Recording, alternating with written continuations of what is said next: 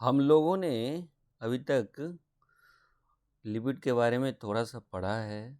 आप अब हम लोग पढ़ेंगे फॉस्फोलिपिड।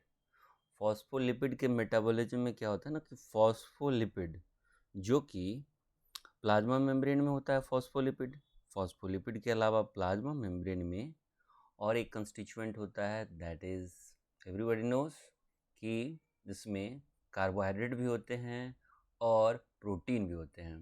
प्रोटीन और फॉस्फोलिपिड का एक लेवल होता है। तो फॉस्फोलिपिड होता है तो प्लाज्मा मेम्ब्रेन में अगर फॉस्फोलाइपेज A2 उस पे वर्क करता है फॉस्फोलिपिड पे तो बनता है एराकिडोनिक एसिड। तो arachidonic acid is formed from phospholipid और फॉस्फोलिपिड पे वर्क करता है फॉस्फोलाइपेज A2। अब एराकिडोनिक एसिड पे दो पाथवे के थ्रू इसका मेटाबॉलिज्म होता है, एक कॉक्स 2 के तहत और एक लॉक्स के तहत। लॉक्स जो पाथवे है उसको लाइपोऑक्सीनेज पाथवे कहेंगे। एराकिडोनिक एसिड से ल्यूकोट्राइन्स का फॉर्मेशन होता है और कॉक्स पाथवे के तहत एराकिडोनिक एसिड से प्रोस्टाग्लैंडिन का फॉर्मेशन होता है। ध्यान देने की बात है कि प्रोस्टाग्लैंडिन जो होता है वो prostaglandin E1, E2, prostaglandin F2 alpha, prostaglandin I2 जिसको प्रोस्टासाइक्लिन भी कहते हैं। अब ल्यूकोट्राइन्स जो होता है जो कि लॉक्स पाथवे से बनता है, leukotrienes A4, B4, C4, D4 और E4 होता है। इनमें से एक बात जान जाइए कि ल्यूकोट्राइन्स B4 जो होता है वो कीमोटैक्टिक होता है, वो केमोटैक्टिक होता है। अब लाइफ अब हम लोग देखते हैं इस मेटाबॉलिज्म में कि इनहिबिटर कौन कौन है। ये मेन इंपॉर्टेंट है कि इसमें हम लोग को पता होना चाहिए कि इस मेटाबॉलिज्म जो कि हम लोग लिपोफॉस्फोलिपिड मेटाबॉलिज्म को देख रहे हैं उसमें इनहिबिटर कौन कौन है। इनहिबिटर के बारे में हम लोग समझेंगे कि इनहिबिटर कौन कौन है। तो सबसे पहले फॉस्फोलाइपेज A2 को इनहिबिट करने का काम स्टेरॉयड का होता है। Steroid inhibit phospholipase A2।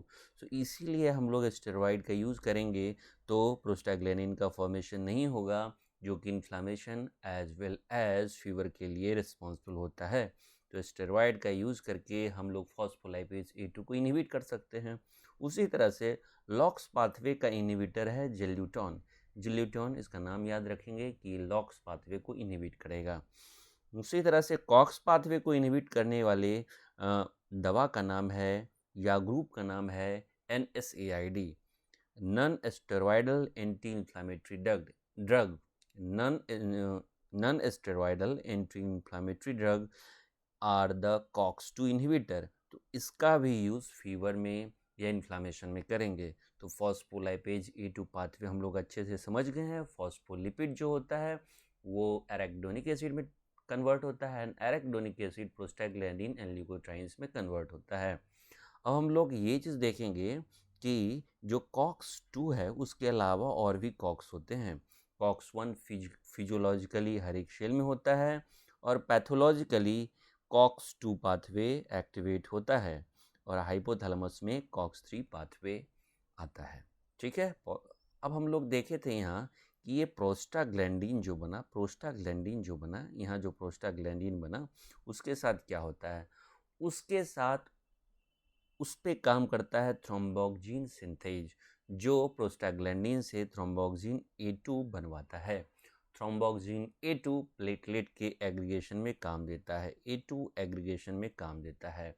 अब low dose aspirin thromboxane synthase को इनहिबिट करता है। तो यहाँ इनहिबिटर है लो डोज एस्पिरिन। तो इसका भी यूज किया जाता है जब हम लोगों को प्लेटलेट के एग्रीगेशन को रोकना है तो एस्पिरिन का यूज किया जाता है क्योंकि प्लेटलेट एग्रीगेशन का काम थ्रोम्बोक्सिन A2 करता है और low dose aspirin thromboxane synthase को रोक के प्लेटलेट एग्रीगेशन को रोकता है।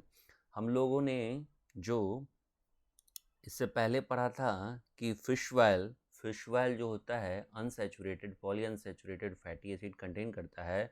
उसमें दो polyunsaturated fatty acid eicosapentaenoic acid जिसमें 5 डबल 5 डबल बॉन्ड है, और डोकोसा हेक्सेनोइक एसिड जिसमें 6 डबल कार्बन बॉन्ड हैं। Eicosapentaenoic acid and docosahexaenoic acid both are found in fish oil. इसके बारे में पहले से हम लोग पढ़ चुके हैं। Eicosapentaenoic acid and docosahexaenoic acid दोनों फिश ऑयल में मिलता है। एंड डोकोसा हेक्सेनोइक एसिड कहाँ अधिक मात्रा में मिलता है? ये सेरेब्रल कॉर्टेक्स में मिलता है, स्पर्म में, टेस्टिस में और रेटाइना में। और यही डोकोसा हेक्सेनोइक एसिड की अगर रेटाइना में डिफिशियंसी हो जाती है तो एक डिजीज़ होती है जिसका नाम है रेटिनाइटिस पिगमेंटोसा। हम लोग देख सकते हैं कि ये कितना इम्पोर्टेंट है। उसके बाद हम लोग देखते हैं अनसैचुरेटेड फैटी एसिड के बारे में। अनसैचुरेटेड फैटी एसिड के बारे में क्या हम लोग देखे थे कि जितने भी हम लोग देखे थे कि सैचुरेटेड फैटी एसिड में क्या था, जितने भी एनिमल थे, एनिमल ऑयल और कोकोनट एंड पाम ऑयल थे। जो animal oil and coconut palm oil थे वो सैचुरेटेड फैटी एसिड थे, लेकिन प्लांट ऑयल जो होते हैं अनसैचुरेटेड फैटी एसिड होते हैं, और फिश ऑयल होते हैं जो अनसैचुरेटेड फैटी एसिड होते हैं। ओमेगा 3 फैटी एसिड पहले ही बता दिया गया है कि अल्फा लिनोलेनिक एसिड और इकोसा pentanoic acid and docosahexaenoic acid. अब इस बात को अच्छे से जान लीजिए, जो इकोसा पेंटेनोइक एसिड है इसको ही टिम्नोडोनिक एसिड कहा जाता है। इकोसा पेंटेनोइक एसिड को टिम्नोडोनिक एसिड कहा जाता है, और डोकोसा हेक्सेनोइक एसिड को सर्वोनिक एसिड कहा जाता है, सर्वोनिक एसिड। और ये हम लोग देख चुके हैं कि HDL को बढ़ाना और LDL को कम करने का काम ओमेगा 3 फैटी एसिड करते हैं, जो कि risk factor of ischaemic heart disease को घटाते हैं। अब हम लोग एक नए टॉपिक पे जाएंगे जिसका नाम है फैटी एसिड सिंथेसिस। इम्पॉर्टेंट है एग्ज़ाम के लिए, ये इम्पॉर्टेंट है। Fatty acid synthesis. Fatty acid synthesis सबसे पहले हम लोग को पता होना चाहिए कि किसी प्रकार का जो सिंथेसिस या डिग्रेडेशन होता है कहाँ होता है, या इधर साइटोप्लाज्म में होता है कि न्यूक्लियस में होता है। तो fatty acid synthesis occurs in cytoplasm.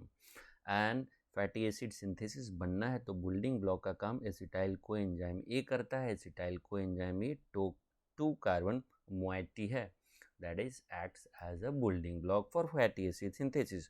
होता क्या है कि एसिटाइल कोएंजाइम कार्बोक्सिलेज एक एंजाइम है जो एसिटाइल कोएंजाइम को कार्बन डाइऑक्साइड से जोड़ता है और बनाता है मेलोनाइल कोएंजाइम ए, जो कि 3 कार्बन का एक कंपाउंड है, जो कि एक इंटरमीडिएट प्रोडक्ट हुआ।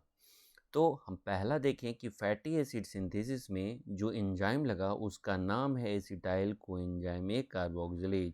एसिटाइल कोएंजाइम ए कार्बोक्सिलेज जो है वो एंजाइम है जो एसिटाइल कोएंजाइम को कार्बन डाइऑक्साइड जोड़ के मेलोनाइल कोएंजाइम बनाता है।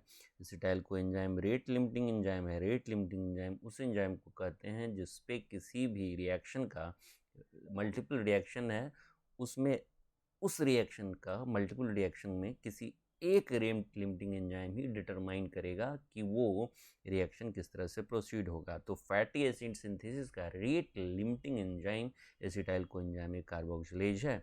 एसिटाइल कोएंजाइम कार्बोक्सिलेज अपना काम करने के लिए बाइकार्बोनेट चाहिए, जो कि उसको कार्बन डाइऑक्साइड वहाँ से प्रोवाइड होगा बाइकार्बोनेट से, और मैंगनीज चाहिए, ATP तो चाहिए ही चाहिए, और NADPH चाहिए। तो एसिटाइल कोएंजाइम में मैंगनीज, NADPH, बाइकार्बोनेट और ATP की ज़रूरत होती है। और इस रिएक्शन को हम लोग फिक्सेशन रिएक्शन कहते हैं। फैटी एसिड सिंथेसिस में फिक्सेशन रिएक्शन से मेलोनाइल कोएंजाइम बनता है।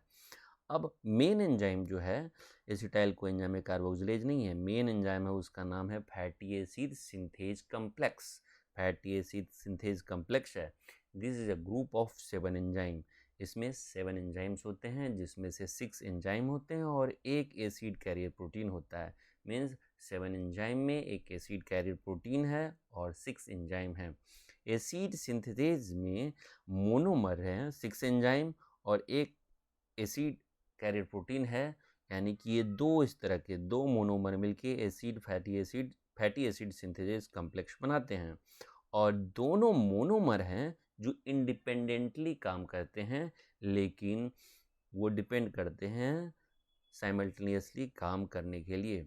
ठीक है, मतलब जिस तरह से समझिए कि एक बैच में हर एक स्टूडेंट एक अपनी एंटिटी है, लेकिन बैच कैसे काम करता है, सारे मिलके, ठीक है। उसी तरह से दो मोनोमर है फैटी एसिड सिंथेसिस कॉम्प्लेक्स में, और दोनों इंडिपेंडेंटली काम करते हैं लेकिन एक दूसरे पे डिपेंडेंट होते हैं। अब क्या होता है कि मोनोमर के पास दो एक्टिव साइट होता है, there are two active sites. तो उस एक्टिव साइट्स के बारे में पता होना चाहिए कि वो एक्टिव साइट जो होते हैं वो कौन कौन होते हैं। एक होता है पैन एस एच इंड पे, एक होता है कीटो एसाइल इंड पे, कीटो एसाइल इंड पे।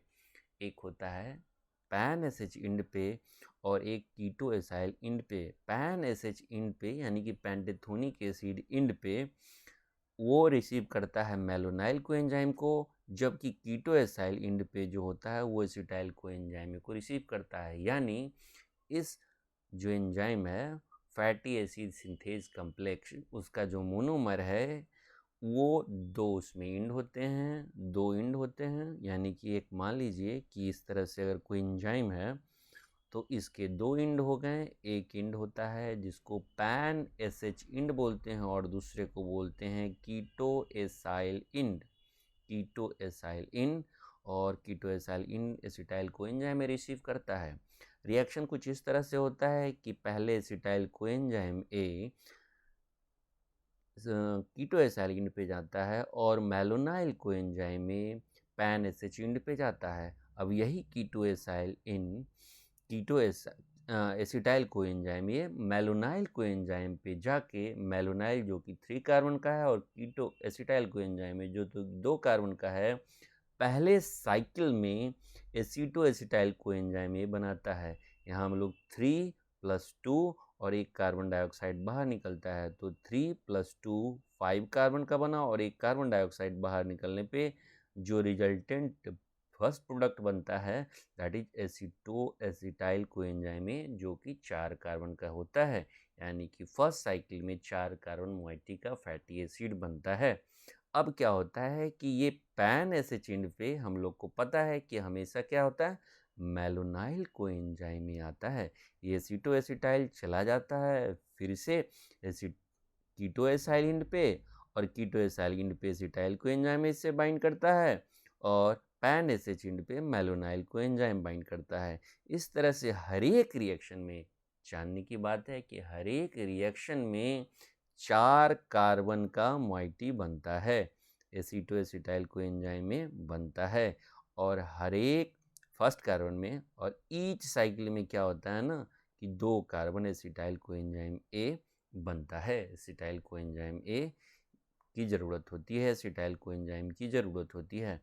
तो अगर कोई फैटी एसिड हम लोग अगर पता है कि अगर फर्स्ट फैटी एसिड जैसे पामिटिक एसिड है जो 16 कार्बन का बना है, अगर पूछा जाए कि पामिटिक एसिड को बनाने के लिए कितने साइकिल की ज़रूरत होगी, तो नंबर ऑफ कार्बन -4/2 + 1 करके हम लोग निकाल देंगे। जैसे पामिटिक एसिड जो है वो 16 कार्बन का बना है, तो 16 कार्बन कार्बन -4/2 + 1 यानी कि 12/2 + 1 यानी कि 7 साइकिल लगा, 7 साइकिल लगा।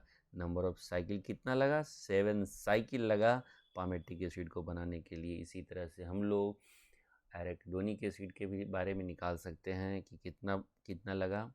और पामेटिक और भी जो मोनोअनसैचुरेटेड फैटी और पॉलीअनसैचुरेटेड फैटी एसिड या फैटी एसिड के सिंथेसिस में कितने साइकिल लगें उसके बारे में हम लोग जान सकते हैं। ठीक है, ओके, थैंक यू। नेक्स्ट में मिलते हैं।